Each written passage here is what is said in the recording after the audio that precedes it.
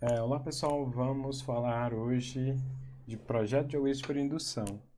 Vamos aproveitar que a gente falou de indução matemática como forma de demonstração, e vou aproveitar uma aula aqui para mostrar como fazer algoritmo, como que a gente pode aproveitar esse estudo de indução para auxiliar no projeto de algoritmo, para a gente resolver problemas. Então aqui Então, a gente vai usar a técnica de indução para desenvolver algoritmo para certos problemas. Então, a formulação do algoritmo vai ser análoga ao desenvolvimento de uma demonstração por indução. Então, a gente vai seguir aquele princípio da indução, só porque seguindo aquele princípio a gente resolver problema. Então, assim, para resolver um problema, então a gente tem que demonstrar, A gente tem que mostrar como resolver instâncias pequenas, que seria no caso base, Então a base é mostrar para uma instância pequena, no caso é a menor possível. Como resolvo para uma instância pequena? Depois eu mostro como obter uma solução de uma instância a partir de soluções de instâncias menores. No caso, eu quero resolver para cá mais um, eu assumo como hipótese que eu consigo resolver para instâncias menores do que k. No caso, essa é uma hipótese forte. Esse processo indutivo resulta em algoritmos recursivos, e como a gente sabe, algoritmo recursivo tem aquela condição de parada, que no caso é a base de indução, que corresponde à resolução dos casos base da recursão, e depois a aplicação da hipótese de indução, que seria como a chamada recursiva. E depois é o passo de indução, que corresponde ao processo de obtenção da resposta para o problema original, a partir das respostas envolvidas pela chamada recursiva. Então, a gente está montando recursão aqui. Então, eu tenho a condição de parada, em seguida eu tenho a chamada recursiva, aí uma vez obtendo o resultado da chamada recursiva, eu monto a solução. E um benefício imediato é que se eu projetando o algoritmo por indução, eu já tenho diretamente uma demonstração que mostra a corretude do algoritmo. Corretude, a gente fala corretude de algoritmo quando a gente mostra matematicamente que o algoritmo está correto. O algoritmo correto é aquele que ele inicia, ele executa em cada iteração e ele para e dá uma resposta correta, dá uma resposta certa. E a complexidade do algoritmo aqui, no caso, se a gente quer saber quanto tempo que o algoritmo vai gastar, a gente também consegue montar uma função, a gente estudou um pouco disso, função recursiva, no caso aqui, uma recorrência. Essa função recursiva, a gente dá um outro nome para ela, que é recorrência. Então a gente consegue montar uma recorrência a partir das chamadas desse algoritmo. E muitas vezes é imediato como converter o algoritmo recursivo para iterativo. Para muitos problemas, é mais eficiente a gente fazer um algoritmo recursivo, mas para problemas simples é melhor o algoritmo iterativo, porque a gente economiza alocando pilha de recursão e alocando chamadas ali que a gente faz quando chama recursão. Mas mesmo a gente projetando recursivamente, projetando por indução, a gente consegue depois transformar esse algoritmo em um algoritmo interativo. E frequentemente é eficiente, para muitos problemas é eficiente fazer um algoritmo recursivo, projetando por indução, embora existam exemplos simples, problemas simples em que isso não acontece. Tá, vou mostrar o primeiro problema. Antes de avançar para o primeiro problema, eu quero mostrar um problema que a gente viu durante a aula, que uma aluna perguntou. E eu quero complementar a resposta, então eu vou aproveitar aqui, abrir a lousa e mostrar o problema em específico. Tá, então o problema é o seguinte, a gente quer fazer exponenciação, quero calcular 2 elevado a n, Quero calcular 2 elevado a n. Eu posso fazer um algoritmo chamado power pegar mais espaço, escrever mais acima aqui. Posso fazer um algoritmo chamado aqui Power 2 N aqui, né? Onde N é um parâmetro de entrada, né? Vamos chamar de... Vou colocar uma anotação. Não vou ser muito rígido aqui com a anotação, né? É int mesmo. Int N, isso aqui é um double.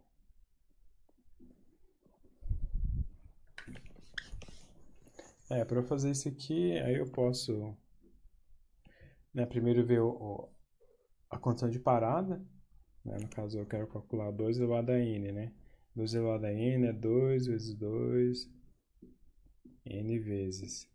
Mas eu falei, ó, eu quero uma forma mais eficiente de calcular isso.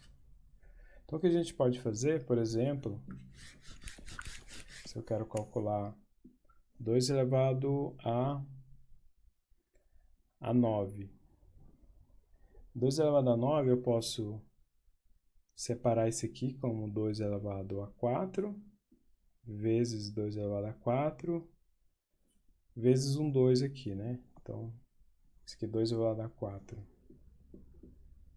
vezes 2 elevado a 4 vezes 2, que é 2 elevado a 9, né? Só porque, vejam só, que eu tenho 2 elevado a 4, né? Eu já posso calcular isso aqui uma vez só, não preciso calcular 2 elevado a 4 duas vezes, né? Eu posso calcular uma vez esse valor, armazenar e depois aproveitar o valor e calcular aqui. Da mesma forma, recursivamente, posso calcular 2 elevado a 2, 2 elevado a 2 aqui 2, 2, 2, 2, né, elevado a 1. Então, o resultado que eu obtiver aqui, por exemplo, aqui também eu não preciso calcular, né? O resultado aqui já está calculado. Posso aproveitar ele aqui. Então, veja só, eu economizo essas multiplicações. Então, essas aqui eu economizo e essa aqui eu também economizo. Então, eu só faria 1, 2, 3, né? 4 multiplicações. Então, bastaria eu, por esse problema aqui, primeiro eu verifico, aqui no caso é a condição de parada, né? Verifico se n é igual a 1. Se n for igual a 1, aí eu retorno o 2, né? No caso 2 elevado a 1 é o próprio 2. Se não, eu tenho que verificar se é ímpar ou par, né? Lembrando, ó, 2 elevado a 9 é igual a 2, no caso aqui vamos para o 7, né? 2 elevado a 7 é igual a 2 elevado a 3, 2 elevado a 3 vezes 2, né? Então eu posso... Eu vou fazer aqui verificar se n mod 2 é igual a 0. Se for igual a 0, quer dizer que ele é par, então eu posso simplesmente armazenar numa variável p o resultado aqui. Não, vou chamar de r. Vou chamar r de resultado. Então, o resultado aqui e chamo recursivamente power 2 de n sobre 2, né? Lembrando que aqui vai pegar inteiro, né? Esse n é par. Se não, se ele é ímpar, eu faço r, vai receber power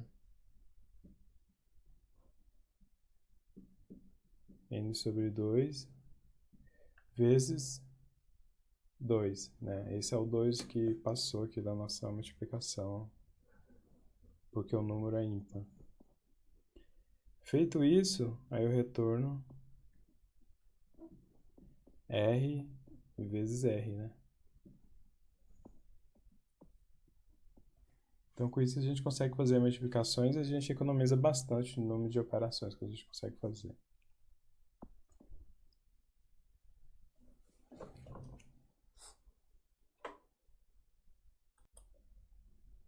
Tá, vamos continuar aqui. Eu vou mostrar um exemplo. Aqui eu tenho um problema e eu vou mostrar como projetar um algoritmo para esse problema usando o princípio de indução. Então, o problema é o seguinte. Então, eu tenho uma sequência de números reais. Então, eu tenho vários números aqui. Aí eu tenho o número a n menos 1, até a 0. Então, aqui eu tenho n mais 1 números, né, que vai de 0 até n. Tenho esses números aqui. Eu tenho um número real x. Aí o que eu quero calcular é um polinômio, né? Como é que é a forma de um polinômio? O polinômio tem essa forma aqui, né? A n vezes x elevado a n, mais a n menos 1 vezes x elevado a n menos 1, até a 0, que é x elevado a 0, que é 1, né? Aí eu tenho esse polinômio e a gente tem que fazer um algoritmo para calcular esse polinômio. Eu poderia fazer um algoritmo bem simples, que aí eu poderia por exemplo, pegar o a n0, no caso aqui, né? O a n0, multiplicar por x elevado a n, mais o a n menos 1 elevado a x n menos 1, e fazer isso n vezes e as multiplicações. Mas aqui, o nosso objetivo é fazer um algoritmo por indução, né? Então, é um paradigma diferente, uma forma diferente de pensar como fazer o algoritmo. Então, naturalmente, é um problema simples, né? Só porque aqui a gente está interessado em projetar esse algoritmo usando indução e, ao mesmo tempo, a gente quer projetar ele para ele fazer o menor número de operações aritméticas, né? Principalmente multiplicações. Então, o interessante desse problema e a forma que eu vou demonstrar, né, eu vou mostrar como resolver, é saber projetar, saber pensar como construir o algoritmo a partir do princípio de indução. É uma forma diferente de pensar e de escrever algoritmo. Tá, então aqui eu tenho o problema, né? Eu quero calcular esse polinômio. Então a primeira coisa que a gente faz quando a gente projeta por indução é elaborar uma hipótese, né? A gente chama isso de hipótese de indução. Então a primeira hipótese que a gente vai fazer é assumir que, dada a sequência de números reais, e eu tenho um número real x, a gente sabe calcular um polinômio para n menos 1. Ó, vejam só. Então, o que eu estou assumindo é que eu sei calcular para n menos 1. No caso, eu tenho um polinômio com n elementos. Eu assumo por hipótese que eu sei calcular para n menos 1. Em alguns exercícios do livro, a gente fala, ó, a gente assume por hipótese que a gente sabe calcular para k. E no passo, a gente quer calcular para k mais 1. No caso aqui, a gente está assumindo que a hipótese é n menos 1 e o passo está n, né? No caso, eu estou assumindo n menos 1 em vez de assumir k e assumir n em vez de k mais 1, né? Então aqui, eu estou assumindo por hipótese que para n menos 1, né, para coisas menores que n menos 1, eu consigo resolver, eu assumo que é verdade, que eu consigo resolver um polinômio para n menos 1 elementos. Então vejam só, eu estou falando, ó, por hipótese de indução, eu sei resolver para n menos 1. Estou garantindo que eu sei. Essa é a minha hipótese. Então, se eu sei resolver para n menos 1, o que eu preciso fazer? Eu defino uma base para n igual a 0. E no caso, quando n igual a 0, a solução é o próprio A0, né? Porque eu tenho um polinômio com 0 elementos, é o próprio A0. Agora eu tenho que calcular o P de n, assumindo que eu sei calcular para n menos 1. Para isso, basta eu calcular o xn e multiplicar o resultado por AN e somar o resultado que eu já tenho aqui para o n menos 1. Né? Como vai ficar o algoritmo? Bom, o algoritmo é simples. Então, primeiro, eu tenho aqui, esse aqui é o vetor com n menos 1 elementos. Tem um vetor aqui com n menos 1 elementos. E o que eu quero eu chamo recursivamente para ele calcular para n menos 1. Por que eu chamei para ele calcular recursivamente para n menos 1? Porque eu assumo que eu sei calcular para n menos 1 por hipótese. Essa é a minha hipótese, é aqui que eu estou aplicando ela. Aí ele vai me dar a resposta para n menos 1, recursivamente. Eu estou aplicando minha hipótese, eu confio nela, eu sei que ela é verdade. Chamei ela recursiva. Não, lembrando aqui, antes de tudo, que eu tenho a condição de parada já implementado, que é outra coisa importante, né? Então aqui eu tenho a condição de parada, aqui eu tenho hipótese, né? Lembrando, aqui eu tenho a condição de parada, aqui eu tenho a hipótese. É isso que eu preciso na indução. Aí agora eu vou fazer o passo. Não, vejam só, essa aqui é o xn. Aí o que eu faço para xn? Eu faço um for aqui de 2 até n e vou fazendo a multiplicação com xn. E por final eu tenho o meu polinômio, né? Eu tenho o meu polinômio P', que é o resultado para n menos 1, e somo com a nxn. Para esse algoritmo aqui, né, eu vou dar uma pulada nessa parte, mas quem tiver mais tempo pode olhar que aqui eu tenho uma função recursiva que define o número de operações que a gente faz, né? Tá vendo? Ó, aqui eu estou fazendo um algoritmo para n elementos aqui do meu polinômio.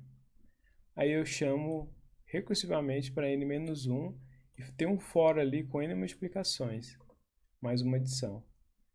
Se eu somar tudo isso, eu vou ter n vezes n mais 1 sobre 2 multiplicações. Então isso aqui vai dar, né, uma coisa em ordem quadrática de multiplicações. Uma alternativa, para a gente deixar mais rápido esse algoritmo, é eliminar essa computação desnecessária, trazendo o cálculo de xn-1 para dentro da hipótese de indução. Então o que eu vou fazer agora, eu vou mudar a hipótese de indução e eu vou assumir que a gente sabe calcular o valor de Pn-1 e também a gente sabe qual que é o valor de x elevado a n-1, né?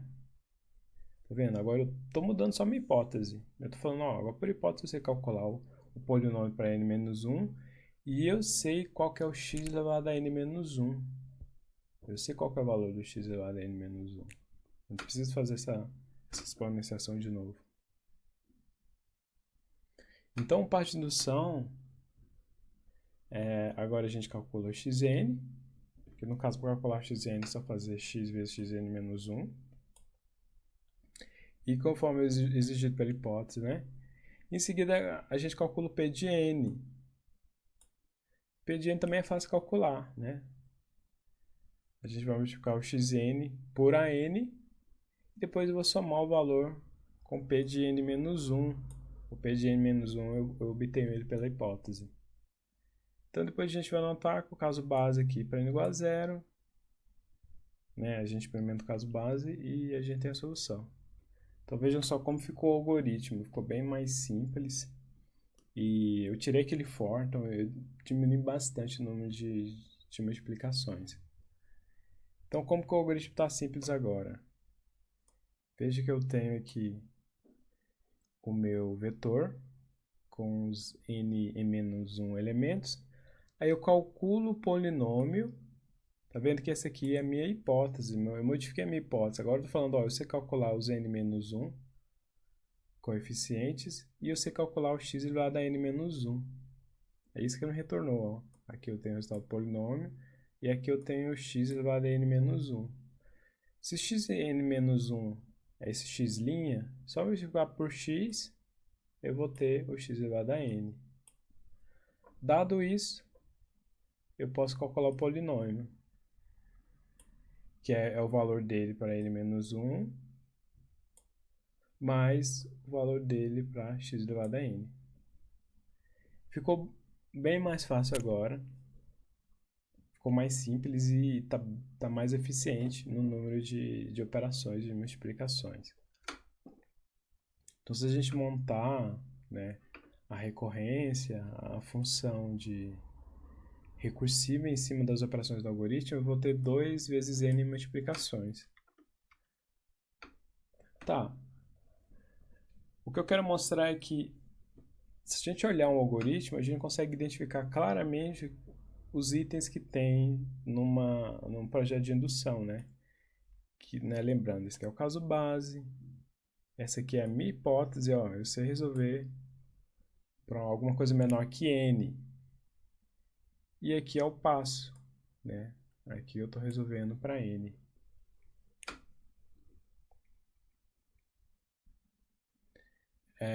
Vou melhorar mais ainda, né? Vamos melhorar mais ainda. Vamos fazer uma terceira hipótese, né? A gente, né, a escolha do polinômio Pn-1 da hipótese não é a única solução possível, né? A gente pode reforçar ainda mais essa hipótese de indução para melhorar, para diminuir o número de multiplicações.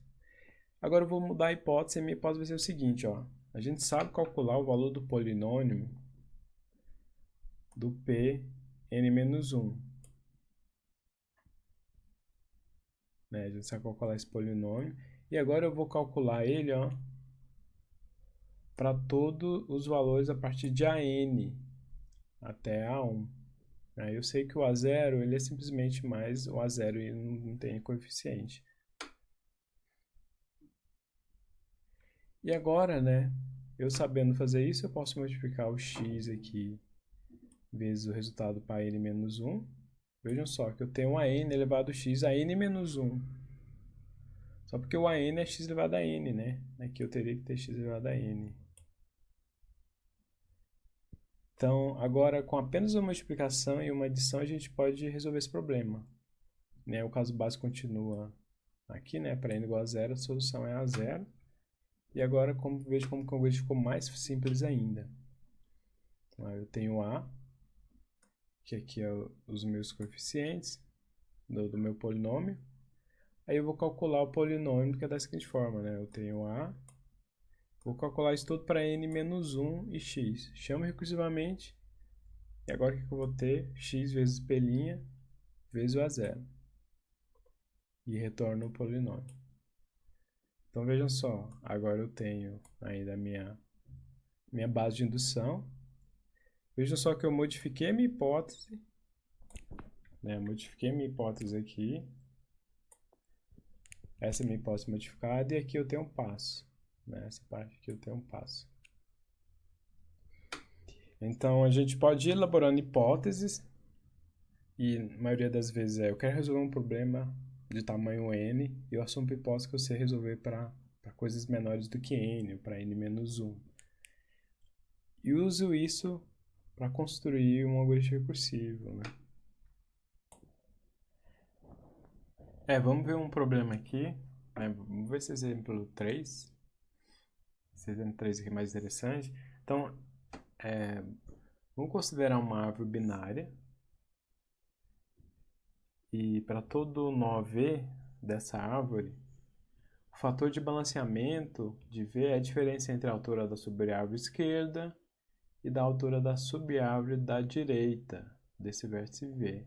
Esse é o problema chamado problema do balanceamento, né? Para a gente calcular os fatores de balanceamento de uma árvore binária. Eu vou fazer um desenho para ilustrar como que é esse problema. Então aqui, suponho que eu tenho uma árvore, eu tenho um vértice V aqui, eu quero saber o fator de balanceamento dessa árvore. O que a gente pode fazer aqui para essa árvore, a gente quer saber a diferença da altura da árvore esquerda com a árvore direita. Um vértice que não tem nenhum nó filho, o fator de balanceamento dele é 0. Então, para todo nó folha, o fator de balanceamento dele é 0. Para esse nó aqui, o fator de balanceamento é a diferença entre a árvore esquerda e a árvore direita. A árvore direita aqui é 0 e aqui é 1. Então a diferença é 1 menos 0 dá 1. Aqui eu tenho 1, 2 de altura, menos, aqui eu tenho 1 de altura. Então o fator de balanceamento é 2 menos 1 dá 1. Para esse nó aqui é 0. Há um nó aqui embaixo, aqui, esse nó aqui também é 0. Para esse nó, a diferença da árvore esquerda e da árvore direita. No caso aqui, vai ser menos 1. Aqui é 0, menos 1, dá menos 1. Aqui, essa árvore aqui, eu tenho 1, 2. E aqui eu tenho 0, então o fator de balanceamento aqui é 2. Para esse nó, para a árvore esquerda, eu tenho 1, 2, 3. E aqui eu tenho 1. 3 menos 1 dá 2. Para esse nó, eu tenho 1, 2, 3, 4. Então a altura aqui é 4. E a altura do lado direito é 1. O fator de balanceamento aqui é 3. E aqui para o nó, raiz da árvore, a diferença aqui de 1, 2, 3, menos 1, 2, 3, 4, 5. Tem menos 5, então dá menos 2. Esse aqui é o fator de balanceamento dessa árvore. Então esse problema é esse, né? Como calcular o fator de balanceamento de uma árvore. Como que a gente faz um algoritmo para calcular isso?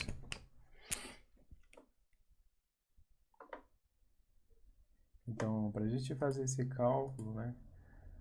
A ideia é a gente fazer isso usando... projetar um algoritmo usando indução, né? Justamente usando o princípio da indução para fazer um algoritmo para resolver esse problema. Então, árvores binárias balanceadas são árvores em que o fator de balanceamento de cada nó é próximo de 0. No caso, nesse exemplo, eu dei um fator de balanceamento menos 2, então vocês puderam ver que não é uma árvore balanceada. Convenciona-se que a árvore vazia tem fator de balanceamento igual a 0. Aí aqui um exemplo, a árvore AVL, para quem estudou estrutura de dados, são árvores binárias balanceadas. Se a gente for calcular o fator de balanceamento de uma árvore AVL, a gente vai ver que cada nó tem um valor de menos 1, 0 ou mais 1, né? No fator de balanceamento de cada vértice. Então o problema é, dado uma árvore binária A, com N nós, a gente quer calcular o fator de balanceamento de cada nó dessa árvore A. Então vamos supor que cada nó V da árvore há um campo, no caso é uma variável para armazenar o fator de balanceamento. E esse fator de balanceamento é o que a gente quer calcular, né? Então vamos projetar um algoritmo indutivamente. Então, primeira coisa, elaborar uma hipótese. Qual que é uma hipótese aqui para a gente resolver esse problema? Uma hipótese bem simples, a gente sabe calcular o fator de balanceamento de árvores menores. Se eu tenho uma árvore que eu quero calcular, que tem N nós, a gente assume por hipótese que a gente sabe calcular o fator de balanceamento para árvores com menos que N nós. Então, o caso base ocorre quando N é igual a 0. Então, a gente convenciona-se que o fator de balanceamento é igual a 0, né? Então, se eu tenho um nó que não tem nenhum vértice, então se não tem nenhum vértice, então o fator de balanceamento é 0. Esse é o nosso caso base. Se a gente for montar uma recursão, a gente já tem isso como condição de parada. Agora vamos tentar usar essa hipótese que a gente elaborou, né? Essa hipótese de indução para calcular o fator de balanceamento dos nós de uma árvore com N nós. Então a gente vai aplicar a hipótese de indução, a subir a árvore esquerda e depois para subir a árvore direita e determinar os seus nós, né? Depois calcular o fator de balanceamento. Tem uma dificuldade aqui que o fator de balanceamento raiz depende das alturas da subárvore esquerda e direita. Então, para eu calcular o fator de balanceamento, eu não preciso do valor de fator de balanceamento. Eu preciso é calcular a altura da árvore. Eu tenho que percorrer todos os nós para saber a altura, né? Eu não tenho que saber o fator... O cálculo não é feito a partir do fator de balanceamento, mas da altura da árvore. Então, a gente tem que mudar essa hipótese de indução. Então, agora, na minha hipótese de indução, eu vou falar que eu sei calcular o fator de balanceamento e eu também sei qual que é a altura dos nós das árvores, com menos de n nós, né? Então, eu estou falando assim, se eu tenho uma árvore com menos de n nós, a minha hipótese, que é verdadeira e eu confio nela e eu vou usar ela, falo, ó, eu sei calcular o fator de balanceamento e eu sei qual que é a altura dessa árvore, com com menos de n nós, né? Então, o caso base é fácil. Se tem nenhum nó, o fator de balanceamento é zero. Agora a gente vai considerar árvores binárias, né, com n maior que zero nós, né?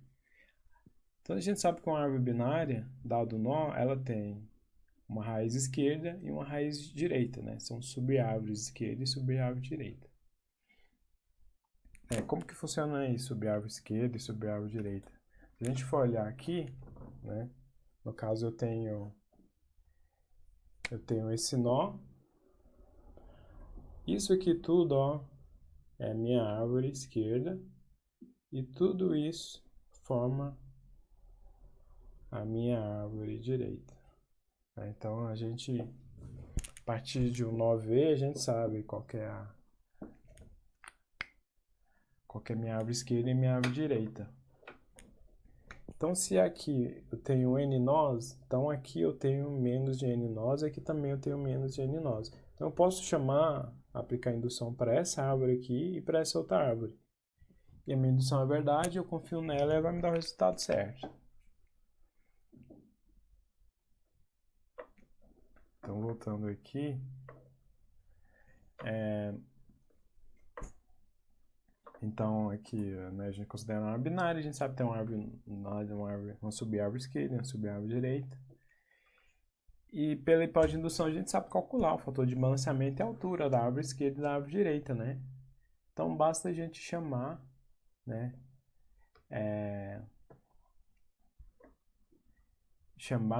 essa função recursivamente e calcular, né, a altura da árvore esquerda e da árvore direita. A gente faz subtração, soma mais um, que é a altura até chegar a esse nó que a gente está calculando. A gente pega o máximo da esquerda e da direita, né? Então veja que a gente fortaleceu a hipótese e tornou o problema mais fácil. E aqui está o algoritmo, né? Então o que o algoritmo vai fazer? Então a gente quer calcular o fator da altura A.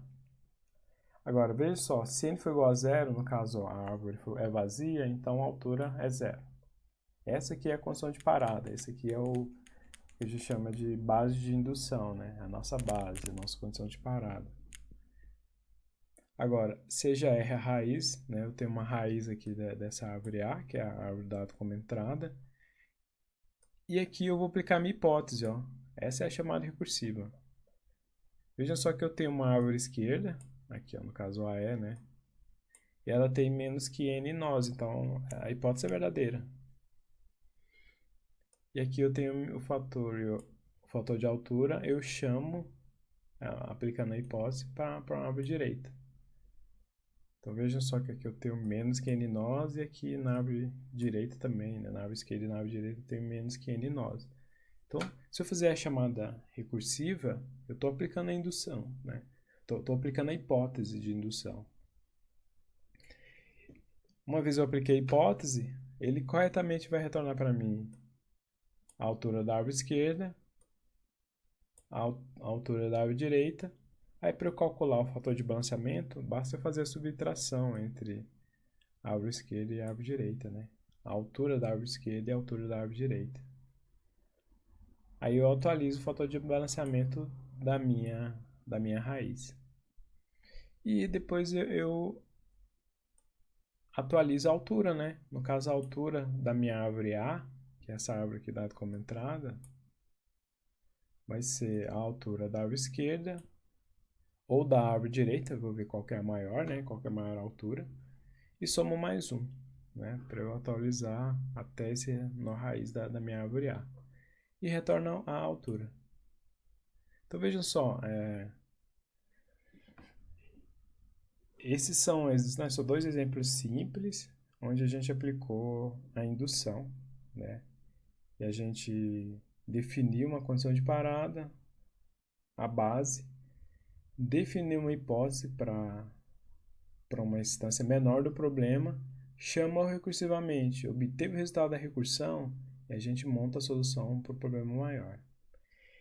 Isso é bastante poderoso na computação.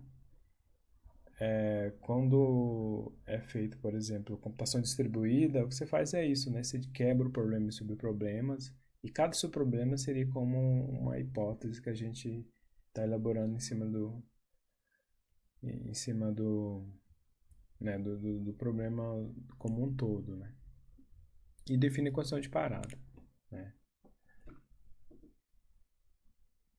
E com isso a gente consegue também montar uma função para calcular o número de operações e tudo.